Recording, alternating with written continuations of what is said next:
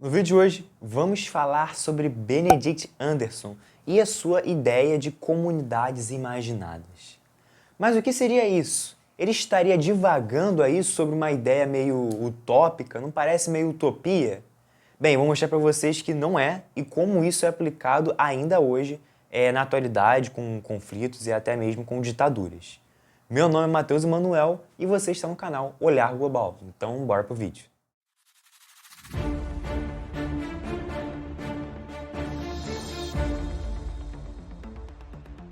Bem, quando a gente fala então aí do Benedict Anderson, a sua principal contribuição dentro do campo aí dos conceitos de Estado e até mesmo de geopolítica, beleza? Lembrando, essa aula aqui eu vi na minha aula de geopolítica, esse cara aqui, beleza? Foi justamente essa ideia de comunidades imaginadas. O que seria isso? Bem, imagina o seguinte, imagina que você tem então um conjunto de pessoas e esse conjunto de pessoas, elas vão lá e vão se unir por laços psicológicos e culturais em prol de um ideal. Como assim, Matheus? Ficou muito confuso. Vamos dar um exemplo. Bem, isso, claro, acontece em vários aspectos, em qualquer ditadura, mas vou dar o exemplo aqui da ditadura, por exemplo, do fascismo. Então, no fascismo, você tinha lá uma ideia de que todo mundo tinha que se juntar, porque, afinal de contas, existe uma ideia corporativista, ou seja, existe essa ideia de que tanto a burguesia quanto o proletariado deviam se juntar para poder manter a ordem social. E, além disso, o Mussolini, que era basicamente o principal líder do fascismo, defendia a ideia de que nós somos italianos porque falamos a língua, porque nós falamos italiano, então nós temos essa herança italiana, nós somos o povo italiano. Então, todas essas retóricas, e lembrando, isso não é só para o fascismo, é para todos os outros regimes, tanto de direita quanto de esquerda, eles vão se apropriar principalmente de discursos ligados ao povo, à nação, de que todos somos um conjunto, de que todos nós somos russos, somos chineses, somos japoneses, como foi o caso do imperialismo japonês, para poder, assim, legitimar, ganhar essa credibilidade, digamos assim, e invadir o território vizinho ou, enfim, invadir outros países. Então, essa não é uma tática muito recente, apesar do Benedict Anderson ser um cara relativamente recente, né? Então, ele nasceu aí em 1936 na China e o seu principal livro, que é o Comunidades Imaginadas, foi publicado aí na década de 80. Então, assim, a gente está falando de um cara que, pô, super recente, beleza? Mas que está analisando justamente esses conflitos geopolíticos que rolam aí durante a história mundial, beleza? E então ele vai dizer que qual é a diferença entre as comunidades imaginadas, que seria esse conjunto de laços psicológicos e culturais, ou seja, um conjunto de ideias nas quais as pessoas, mesmo que elas não se conheçam, elas acreditam e tomam isso como fé e vão fazer, por exemplo, e isso vai estimular, né, políticas aí mais imperialistas, mais expansionistas e até mesmo mais ditatoriais. Qual é a principal diferença dessa ideia com a ideia de comunidades reais, que é a contraposição?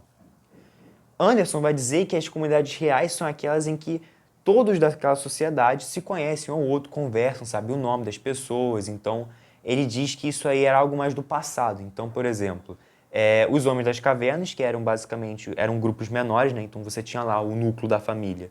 E você tinha, vamos supor, os amigos, né? Os parceiros lá de caça, por exemplo, e todo mundo se conhecia. Agora não, agora a gente vive num mundo mais globalizado, a gente tem muitas pessoas que estão dentro de um mesmo território, beleza? Dentro de um mesmo estado, e é aí que entra o Anderson, porque ele vai pensar assim, cara, várias pessoas, como é que todas elas acreditam que elas fazem parte, por exemplo, do Brasil? Por que que você é brasileiro? Basicamente é esse que ele quer responder. E a resposta dele vai ser justamente o oposto, que são as comunidades imaginadas, ou seja, as pessoas não se conhecem, eu não conheço todo mundo do Brasil, e ninguém conhece todo mundo do Brasil, até porque é impossível, né? Nossa população aí é de, mais de 200 milhões de pessoas, então assim, como é que você vai querer saber o nome e o que cada um faz nesse país? Não tem como, né? Para isso, então, o Estado, para poder legitimar e poder criar, assim, a sua instituição, ele cria essa ideia de uma nação, de uma comunidade imaginada, no qual as pessoas estão unidas por laços históricos, ou seja, por laços culturais. Um exemplo legal também da gente trazer aqui para o debate é a questão justamente de Roma. Então, por exemplo, existe um mito fundador de Roma, no qual havia justamente duas pessoas, né, que basicamente meio que teriam fundado Roma, né, o mito fundador de Roma, que seria Rômulo e Remo, e esses dois, eles disputaram, houve várias disputas, no qual Rômulo, se eu não me engano, tinha ganhado a guerra e assim fundou Roma, beleza? Então, esse é o mito fundador desse país, mas o Brasil também possui seus mitos fundadores, por exemplo, com relação à independência. Então, a gente acredita aí que com a independência nós nos tornamos realmente o Brasil como conhecemos hoje.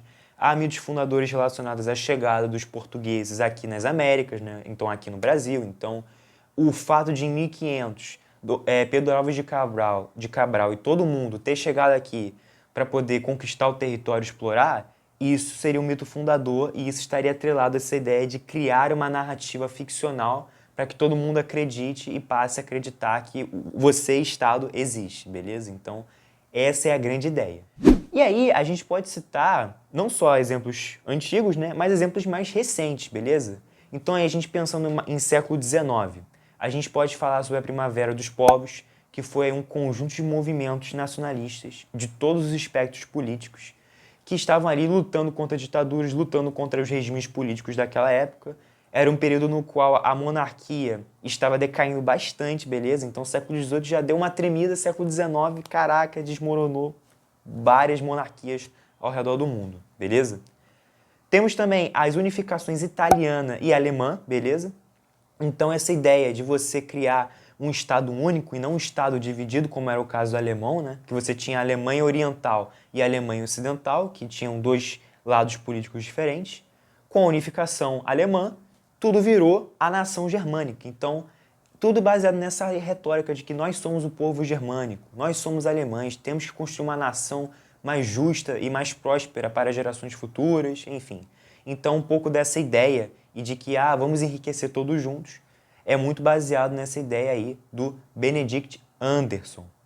E por fim, um exemplo que alguns aí, talvez, para quem gosta aí bastante de história e de geografia, talvez conheça, já tenha ouvido falar, que é o povo curdo. Sim, a nação curda, que é uma nação aí imensa, que atualmente está presente aí no Kurdistão, beleza? Eu vou deixar uma imagem aqui.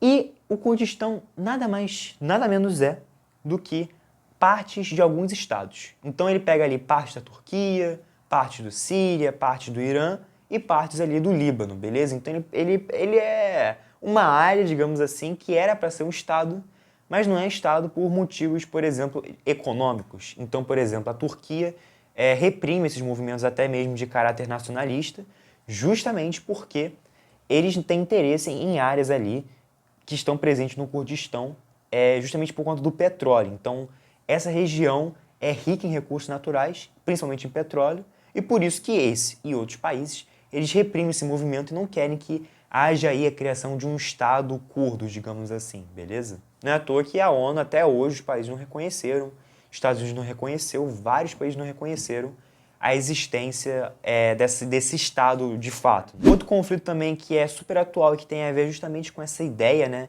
de nação-Estado é a questão aí da Palestina e do Hamas. Porque a gente sabe, né, não sei se vocês sabem, mas a Palestina não é um Estado oficialmente. O que a ONU fez foi colocar a Palestina como um Estado-membro não observador, ou seja, colocou ali numa posição meio, vamos dizer assim, meio de campo, ou seja, você não é um Estado, mas você também não é só um território, você está ali no meio, entendeu? Então você é um Estado-membro não observador, beleza? Mas o fato é que a Palestina não é um Estado. Apesar de que há a nação palestina, os palestinos lutam todos os dias aí para poder, enfim, sobreviver e tem a questão das guerras aí com Israel. Então, há um grande debate em torno disso que não é o foco desse vídeo, mas sim o foco é mostrar para vocês como essa ideia de nações e de nacionalismos estão relacionadas aí com as ideias de Benedict Anderson. E aí vai uma crítica, porque ele vai dizer que os estados, todos os estados são construídos com base nessa ideia. Mas, se isso fosse verdade, então por que a Palestina então não teria aí um Estado? Então não é só a ideia de você ter uma comunidade imaginada, uma ideia de nação que te garante que você vai ter um Estado tal qual o Estado que ele pregou. Então, na verdade, existe aí outros fatores, né? Inclusive, eu tenho um vídeo aqui no meu canal falando sobre os conceitos de Estado, que basicamente aí inclui a soberania, a população e o território, beleza? Então, os 3 conceitos chaves assim para você entender como o Estado é, apesar de que tem críticas, beleza? Como é o caso da Palestina. E isso tudo influencia no movimento aí, na ascensão de novos estados. Por isso, só para fechar, é tão difícil você criar um estado hoje em dia. Por quê? Além de você ter soberania, população, território, a ideia de uma nação, como o Anderson disse, você precisa ter, infelizmente, o aval das outras potências. Então, se a ONU, se os outros entes organizacionais aí, né, internacionais, não acredito, não acho que você é um Estado e que, enfim, você não tem aí exército, você não tem nada, você não tem legitimidade para governar. Infelizmente, o que acontece é que esse Estado não vai existir, mesmo que ele cumpra com todos os outros requisitos, beleza? Então, essa é uma crítica que algumas pessoas fazem aí justamente com a definição desses conceitos e que está totalmente atrelado com a ideia aí de nação e comunidades imaginadas de Anderson. Enfim, esse foi o vídeo, eu espero que vocês tenham gostado. Não se esqueça de se inscrever no canal e de ativar o sininho para não perder nenhum vídeo. Então é isso e até a próxima.